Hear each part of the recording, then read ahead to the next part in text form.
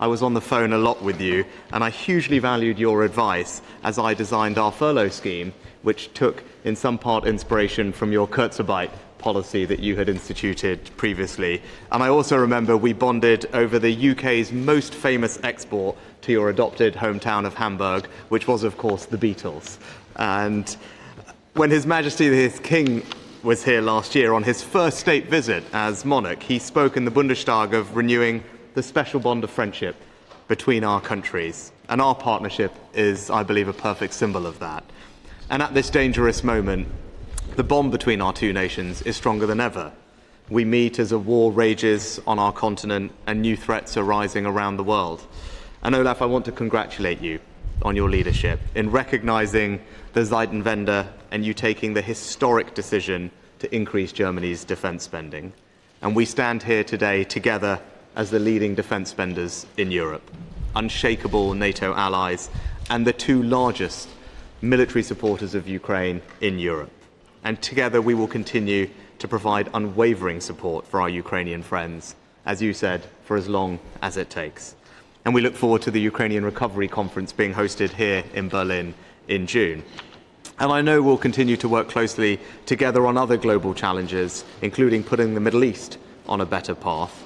And together we have acted to meet this moment. We've taken greater responsibility for our collective security, and today we're going even further, opening a new chapter in the security relationship between our two nations, as you heard from Chancellor Scholz. We've committed to delivering a new framework for our cooperation on defence, and we're delivering an immediate expansion of our industrial cooperation, announcing a joint endeavour to procure the Boxer artillery system, providing our soldiers with a new cutting-edge capability and supporting hundreds of German and British jobs. Because, let's be clear, this is a partnership that connects with all aspects of our economy and our society. And you and I discussed our cooperation in many other areas today, from technology and AI to irregular migration to trade and investment. And I'm delighted to say that we've also secured around £8 billion of new investment in Britain, including into our energy sector. So I very much look forward to deepening our discussions in the coming months and weeks through the G7 and the NATO summits, the European political community, and maybe when our two football teams meet at Euro 2024. Because for all our shared values and our shared determination to meet the challenges of this new era, the thing that really unites us, as you said, is our people, Olaf. The love that Liverpool has for Jurgen Klopp, or that Munich has for Harry Kane. It's a reminder of the special bond of friendship that His Majesty has described. So as close allies, partners and friends, we will continue to stand side by side to preserve security and prosperity in the UK, Germany and across this continent. Thank you.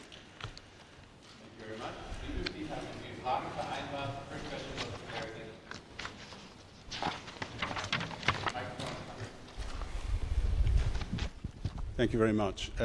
Chancellor, may I ask you, are you 100%?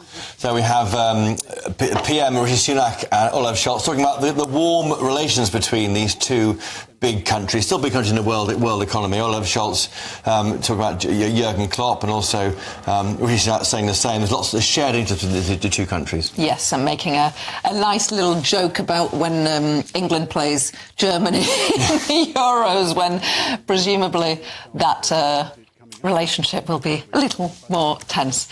But some people say that Prime Minister Rishi Sunak hasn't spent enough time on the international stage. When it was Tony Blair, people used to say that he spent too much time on the international stage. Yeah. And well, we have here, I think, Mr Sunak, he's taking back some control over the UK's kind of PR job overseas. He's outsourced it to David Cameron as the ex-Prime Minister in the past few months, making him Foreign Minister, of course. His last trip overseas was to the COP climate conference.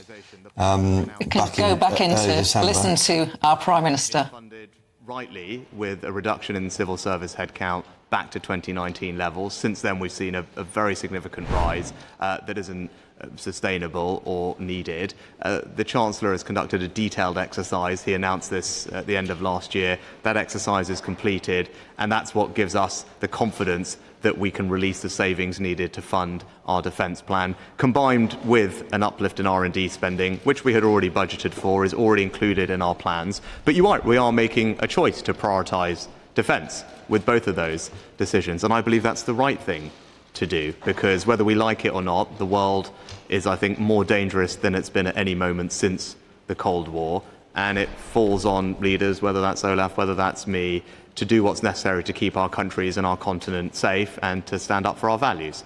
That's what the Britain has always done, and that's what we are doing today. That's why I announced what I did yesterday. It is the biggest strengthening of our national defence in a generation. It is fully funded, and it is based on the fact that we have a strong economy and an economic plan that is working. And you can see that when I came into this office and inflation was at 11%, it's now 3% and falling, energy bills coming down, interest rates to follow, growth returning, and it's because our economic plan is working that I'm able to make these announcements, and they are entirely consistent with our ability to keep cutting people's taxes. Just in the past few weeks, the second of our tax cuts kicked in. That's a £900 tax cut for someone on average earnings, together with the state pension going up £900 on our tax cuts to support business investment. But you do need to have a clear and credible economic plan in order to make these announcements. We do. That plan is working, and that's why I was able to announce what I did.